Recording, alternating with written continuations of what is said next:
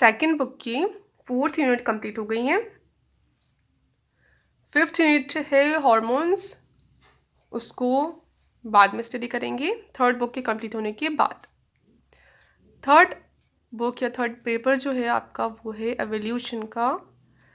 Evolution यानी कैसे evolve हुए हैं अभी जो स्पीशीज़ बनी है अर्थ पे, जितनी भी स्पीशीज़ हैं, ह्यूमंस हैं या जो भी स्पीशीज़ हैं अर्थ पर, वो कैसे बनी, तो उसको पढ़ेंगे।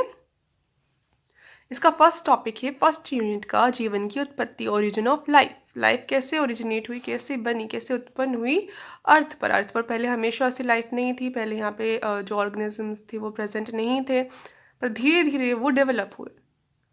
पहले अलग टाइप के डेवलप हुए, फिर और कॉम्प्लेक्स, उनसे और जटिल जो ऑर्गेनिज्म थे वो बने। उसके बाद ऐसे धीरे धीरे करते करते अभी जो ऑर्गेनिज्म अर्थ पे प्रेजेंट हैं वो सारे जो बहुत कॉम्प्लेक्स हैं वो बन गए।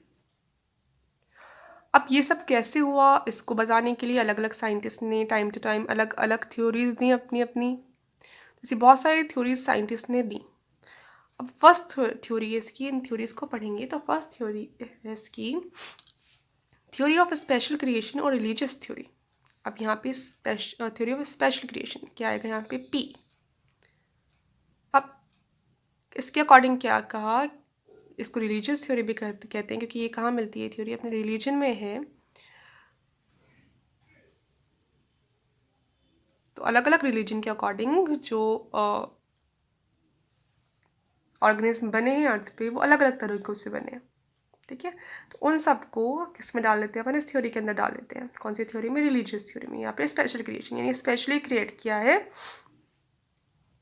ऑर्गेनिजम्स को, किया गया है, ठीक है ना।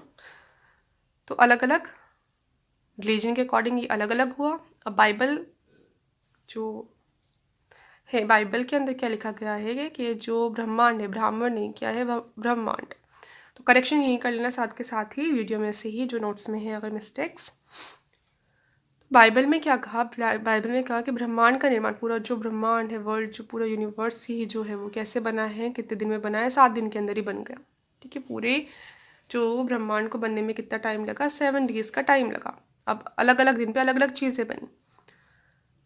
पहले दिन पे तो क्या बन गई, पृथ्वी बन गई, अर्थ बन गई और स्वर्ग बन गया, ठीक है। दूसरे दिन पे क्या बन गया, आकाश बन गया। तीसरे दिन बन गई ज़मीन, भूमि बन गई, पेड़ पौधे बन गए। चौथे दिन सूर्य चंद्रमा और जो अदर प्लैनेट्स हैं, अदर जो ग्रह हैं वो बन गए। 5वें दिन मछलियाँ और पक्षी बन गए। अब छठे दिन बना जो प्रथम पुरुष है, जो फर्स्ट मैन है, एडम।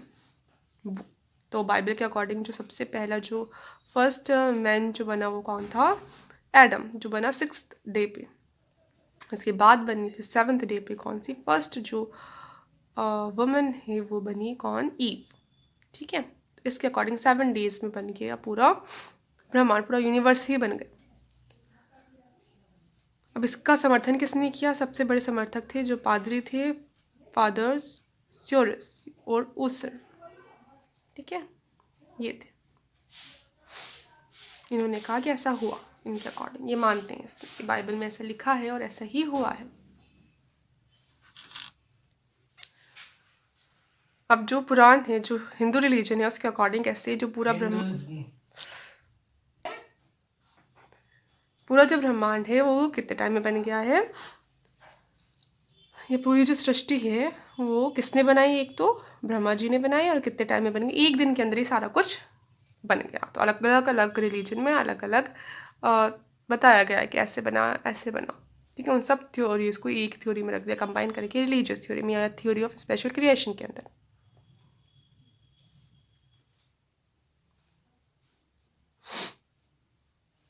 अब ये स्पेशल क्रिएशन में क्या मानते हैं कि जो स्पीशीज़ बनी वो जब बनी वो सारी स्पीशीज़ अलग अलग ही बनी, कि हाँ ये स्पीशीज़ अलग है, ये स्पीशीज़ अलग है, जब बनी वो वैसी की वैसी ही बनी। जैसे अभी जो स्पीशीज़ अभी जो मिलती हैं वैसी की वैसी जब बनी थी तब भी ये वैसी ही थी, वैसी ही बनाई। ऐसा नहीं हुआ कि एक तरह की स्पीशीज़ थी उसी से फिर अलग अलग तरह की स्पीशीज़ बनी, ऐसा नहीं हुआ। अभी जो है वो वैसी की वैसी अलग अलग ही बन गई थी पहले, ये कहते हैं इस थ्योरी के अंदर, जो कि क्या है, गलत है, ऐसा नहीं हुआ। अब ये theory of sudden creation, theory of sudden creation, इसमें क्या कहा, ये किसने बताया इसको, क्यूवियर जो साइंटिस्ट थे उन्होंने दी ये थ्योरी।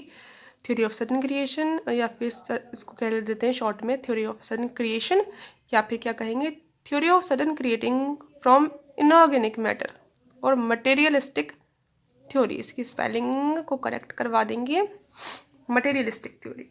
क्या कहा, ये जो मटेरियल था पहले से, जो निर्जीव चीज़ होती उसी चीज़ें थी, उसी से क्या बन गया, जो लिविंग ऑर्गेनिज्म है वो बन गए। इन्होंने क्या कहा कि पहले के टाइम पे जो पृथ्वी थी उसका जो इन्वायरमेंट था वो स्टेबल नहीं, तो वैसा कैसा नहीं रहता था। उस पर क्या होते थे, टाइम टू टाइम क्या आते थे, प्रलय आ जाते थे, वो उथल पुथल मच जाती थी, ठीक है, जिससे सारे जो जीवन था जो भी उस टाइम पे था पृथ्वी पर वो सब नष्ट हो जाता था, फिर दोबारा से बनता था, फिर प्रलय आ जाता था, फिर नष्ट होता था, फिर दोबारा से बन जाता था। बनता कैसा था, ये वहाँ पे जो अकार्बनिक पदार्थ थे उन्हीं से अचानक नए जीव बन जाते थे। तो उन्होंने कहा किससे बने हैं जो भी जीव बने वो अकार्बनिक पदार्थों से अचानक ही बन गए, सडनली बन गए, अचानक से। हैकल ने इसको कहा है यंत्रवाद या फिर मटेरियलिस्टिक थ्योरी। ठीक, थर्ड थ्योरी है थ्योरी ऑफ स्पॉन्टेनियस जनरेशन और बायोजेनेसिस। इसमें क्या हो गया है, उसमें तो क्या कहा कार्बनिक से बनते हैं जीव, इसमें कहा है कि निर्जीव चीज़ों से बन जाती हैं सजीव चीज़ें। प्लेटो और अरिस्टो ये सारे जो पहले के टाइम के जो साइंटिस्ट थे उसे मानते थे कि जो निर्जीव चीज़ें हैं उनसे अपने आप ही क्या बन जाती हैं, या सजीव चीज़ें बन जाती हैं। जैसे तालाबों में जो कीचड़ है उसमें अपने आप ही क्या बन जाती हैं, मछलियाँ बन जाती हैं, मेंढक बन जाते हैं, सांप बन जाते हैं, कछुए बन जाते हैं, अपने आप ही बन जाते हैं। कूड़े करकट में कीड़े मकोड़े अपने आप ही बन जाते हैं। ठीक है, ऐसे इसी की वजह से जो मिस्र के वासी है वो क्या मानते हैं कि नील नदी पे क्या हुआ, नील नदी थी उसके पानी पे जब वो सूरज से वो गर्म हुआ, जब पानी सनलाइट पड़ी उस पर वो गर्म हुआ, सांप चूहे घड़ियाल सारे के सारे अपने आप ही बन गए।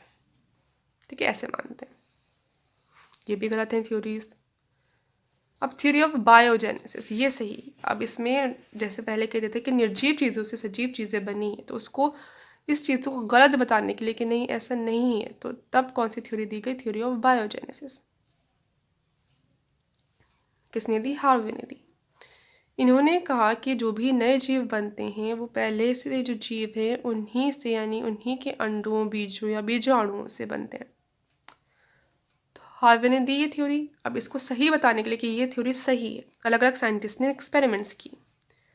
तो इसके दो एक्सपेरिमेंट्स, एक तो फ्रांसिस्को रेडी का एक्सपेरिमेंट, एक लुइस पास्चर का एक्सपेरिमेंट, ये दोनों आते हैं। अब क्या एक्सपेरिमेंट किया है इन्होंने, जो फ्रांसिस्को रेडी थे इन्होंने क्या किया,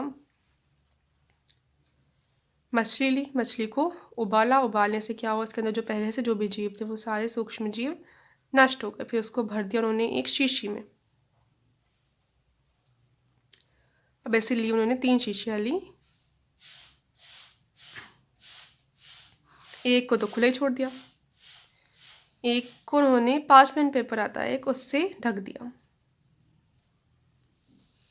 और दूसरे को किससे ढक दिया, तीसरे को मलमल के कपड़े से ढक दिया। ठीक है, खुला ही छोड़ दिया।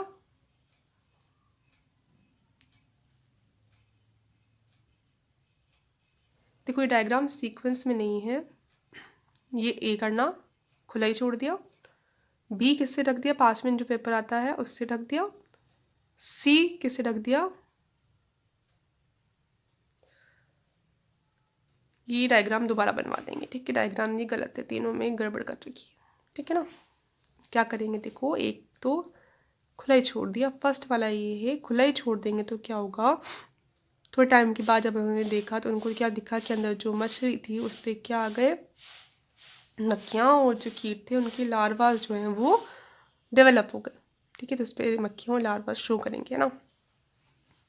दूसरे पे उन्होंने देखा जिसको पार्चमेंट पेपर से ढका था उसके अंदर कोई भी मक्खी कोई भी लार्वा नहीं थे, ऊपर भी कुछ नहीं था।